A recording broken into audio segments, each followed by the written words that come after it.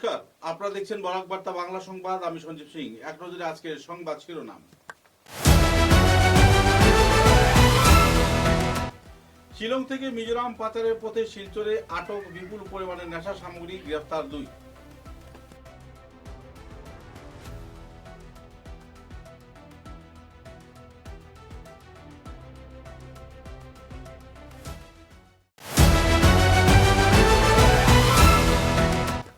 কাছাড় জেলার শিলকুড়ি চা বাগানের বিভিন্ন এলাকায় বাংলাদেশিদের জমি জবরদখল নিয়ে উদ্বিগ্ন এলাকাবাসী, অতিসত্বর আন্দোলনের হুঁশিয়ারি।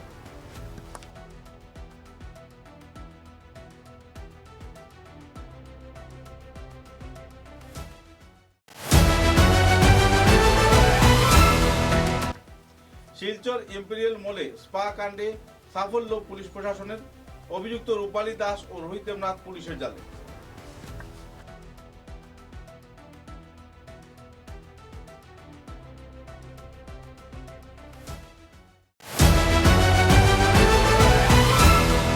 জেলার কাটিগড়া এলাকায় 22 বছরের এক স্কুল শিক্ষিকা স্কুল যাওয়ার পথে নিখোঁজ।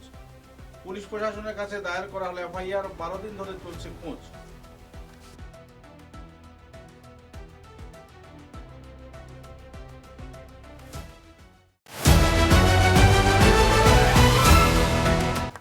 শিলচর সতীন্দ্র মোহন দেব সিভিল হাসপাতালে নিজের ছেলেকে দেখে পালিয়ে গেলেন মা, উদ্বিগ্ন সেবাকর্মীরা।